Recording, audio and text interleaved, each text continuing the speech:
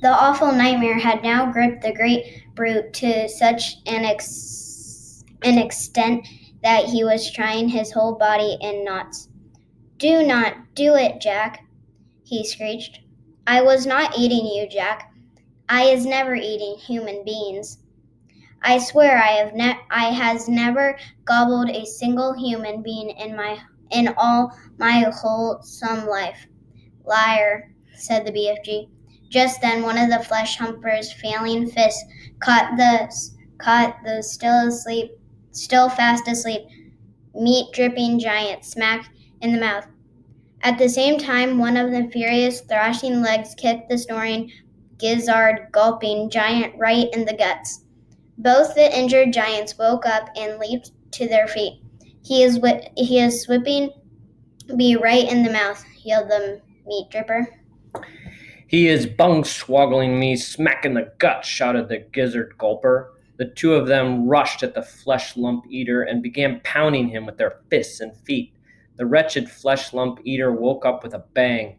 He awoke straight from one nightmare into another. He roared into battle, and in the bellowing, thumping, rough and tumble that followed, one sleeping giant after another either got stepped on or kicked. Soon all 9 of them were on their feet, having the most almighty free-for-all. They punched and kicked and scratched and bit and butted each other as hard as they could. Blood flowed. Noses went crunch. Teeth fell out like hailstones. The giants roared and screamed and cursed, and for many minutes the noise of the battle roared across the yellow plain. The BFG smiled a big wide smile of absolute pleasure. I is loving it when they is having a good tough and rumble, he said. They'll kill each other, Sophie said. Never, the BFG answered. Those beasts is always bishing and wappling at one another. Soon it will be getting dusky, and they will be galloping off to fill their tummies. They're coarse and fall and filthy, Sophie said. I hate them.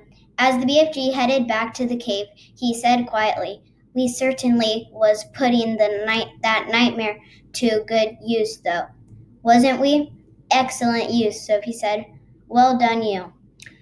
Chapter 14, Dreams. The big friendly giant was seated at the great table in his cave, and he was doing his homework. Sophie sat cross-legged on the table nearby, watching him at work. The glass jar containing the one and only good dream they had caught that day stood between them. The BFG, with great care and patience, was printing something on a piece of paper with an enormous pencil. What are you writing? Sophie asked him. Every dream is having its special label on the bottle, the BFG said. How else could I be finding the one I'm wanting in a hurry? But can you really and truly tell what sort of dream it's going to be simply by listening to it? Sophie asked. I can, the BFG said, not looking up. But how? It is by the way in humans and buzzes. You is less or more right, the BFG said. Every dream in the world is making a different sort of buzzy hum music, and these grand swashbuckling ears of mine is able to read that music. By music, do you mean tunes? I is not meaning tunes. Then what do you mean? Human beings is having their own music, right or left? Right, Sophie said. Lots of music. And sometimes human beings is very overcome when they is hearing wondrous music. They is getting shivers down their spindles, right or left. Right, Sophie said. So the music is saying something to them. It is sending a message. I do not think the human beings is knowing what that message is, but they is loving is just the same. That's about right, Sophie said.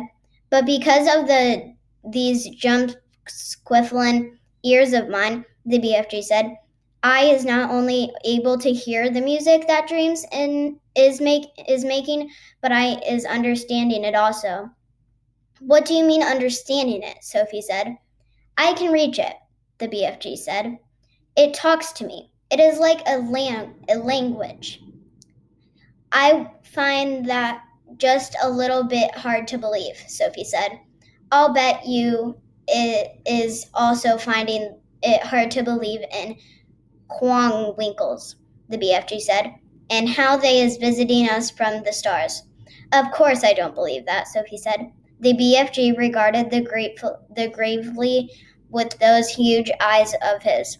I hope you will forgive me, he said, if I tell you that human beings is thinking that they is very clever, but they is not.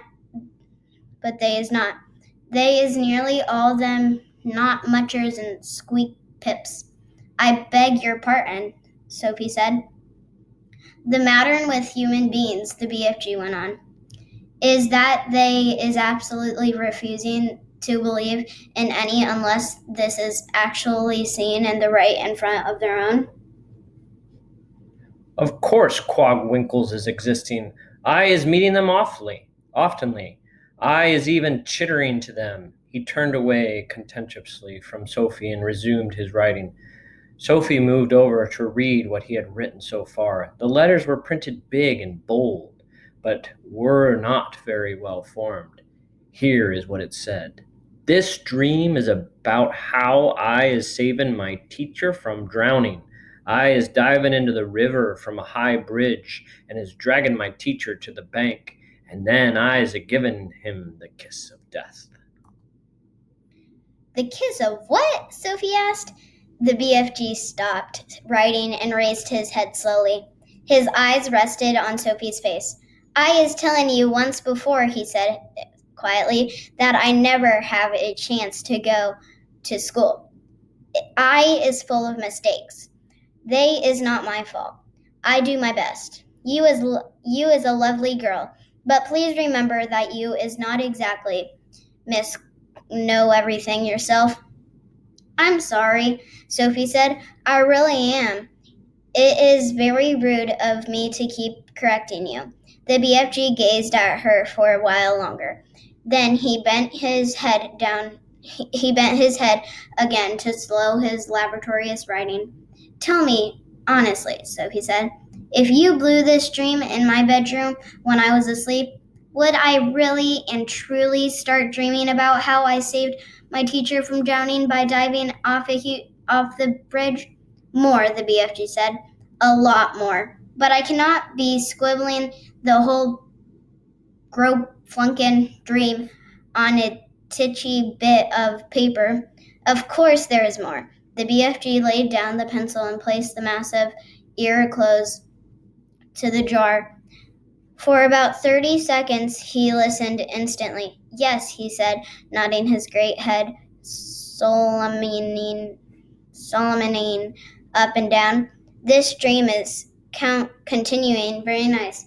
It has a very dory, hunky ending. How does it? Sophie said. Please tell me. You would be dreaming, the BFG said, that the morning after you was saving the teacher from the river, you was arriving at school and you seen all 500 pupils sitting in the assembly hall and all the teachers as well, and the head teacher is then standing up and saying, I's wanting the whole school to give 3 cheers for Sophie because she's so brave as saving the life of our fine arithmetic teacher, Mr. Figgins, who was unfortunately pushed off the bridge into the river by our gym teacher, Miss Amelia Upscotch. So 3 cheers for Sophie. And the whole school was then cheering like mad and shouting, bravo, well done. And for even after that, even when you was getting your sums all guzzle-whizzled and muggled up, Mr. Figgins is always giving you 10 out of 10 and writing good work, Sophie, in your exercise book. And then you's waking up. I like that dream, Sophie said. Of course you like it, the BFG said. It is a fizz